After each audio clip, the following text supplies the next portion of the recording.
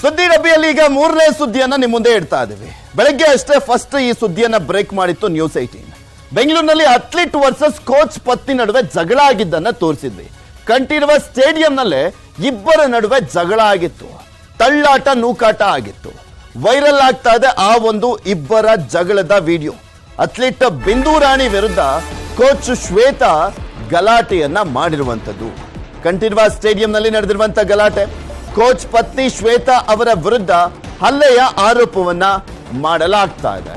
ಅವ್ರು ಏನೋ ಜಗಳಾಡುವಂತ ಸಂದರ್ಭದಲ್ಲಿ ಹೇಳ್ತಾ ಇದ್ರು ಕಳ್ಳತನದ ವಿಚಾರ, ಏನೋ ಪೋಸ್ಟ್ ಮಾಡಿದೆ ಅದನ್ನ ಯಾಕೆ ಡೆಲೀಟ್ ಮಾಡಿದೆ, ಈ ರೀತಿಯಾಗೆಲ್ಲ ಪ್ರಶ್ನೆಯನ್ನ ಮಾಡ್ತಾ ಇದ್ರು. ಅದಾದ್ಮೇಲೆ ನಾವೇ ಬಿಂದು ರಾಣಿ ಅವರನ್ನ ಪ್ರಶ್ನೆ ಮಾಡಿದಂತ ಸಂದರ್ಭದಲ್ಲಿ ಅವರು ಕೂಡ ಗೊಂದಲದ ಹೇಳಿಕೆಗಳನ್ನೇ ಕೊಟ್ರು, ಉತ್ತರಗಳನ್ನ ಕೊಟ್ರು. ಈಗ ಆ ಒಂದು ವಿಚಾರಕ್ಕೆ ಸಂಬಂಧಪಟ್ಟಂತೆ ಆ ಗಲಾಟೆಯ ಬಗ್ಗೆ ವಿಡಿಯೋ ಸಾಕಷ್ಟು ವೈರಲ್ ಆಗ್ತಾ ಇದೆ. ನೋಡ್ಬೇಕು ಯಾವ ರೀತಿಯಾಗಿ ಕ್ರಮವನ್ನ ಜರುಗಿಸಲಾಗಿತ್ತು, ಏನಾಗಿದೆ ಅಲ್ಲಿ, ಯಾವ ಕಾರಣಕ್ಕೆ ಇವರಿಬ್ರು ಜಗಳ ಆಡ್ಕೊಂಡಿದ್ದಾರೆ ಅಂತ. ಎಲ್ಲಿ ಪ್ಲಾಟ್ಫಾರ್ಮ್ ಅಲ್ಲಿ ಕ್ವಶನ್ ಕೇಳಿದೆ ಅಲ್ಲಿ ಉತ್ತರ ಕೊಡಬೇಕು. ಕೇಳ್ರತ್ನ ಓಡಿನ ನೀನು ಅಲ್ಲಿ ಉತ್ತರ ಕೊಡ್ದಲ್ಲ ಇಲ್ಲೇನು ಮಾಡ್ತಾ ಇದೀಯ ನೀನು? ಫೋನ್ ಮಾಡಿಸಿ ಥ್ರೆಟ್ನಿಂಗ್ ಮಾಡ್ತೀಯಾ? ಇಲ್ಲಿ ರೌಡಿಸಮ್ ಮಾಡ್ತಾ ಇದೀಯ ನೀನು? ಥ್ರೆಟ್ನಿಂಗೆ ರೌಡಿಸಮ್ ಮಾಡ್ತಾ ಇದೀಯಾ? ಹಾಂ, ಬಂದಿದ್ದೀನಿ ಸ್ಟೇಡಿಯಂ, ಏನು ಮಾಡ್ತೀಯ ಹೇಳು?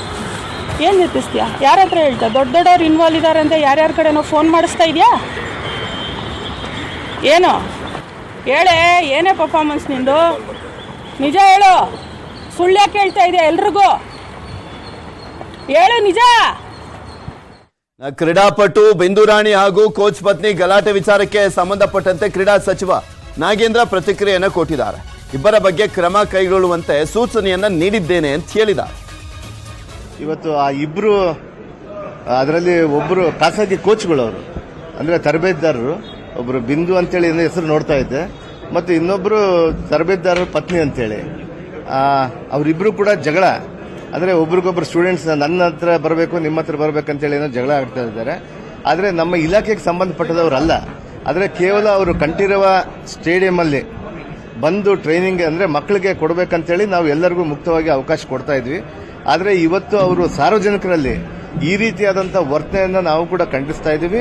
ಅದನ್ನು ತಕ್ಷಣವೇ ಕೂಡಲೇ ಅವರಿಬ್ಬರ ಮೇಲೆ ಕೂಡ ನಾವು ಕ್ರಮ ತೆಗೆದುಕೊಂತೀವಿ. ಯಾಕಂದ್ರೆ ಕ್ರೀಡೆ ಅಂದ ಕೂಡಲೇ ಒಂದು ಶಿಸ್ತು ಇರುತ್ತೆ.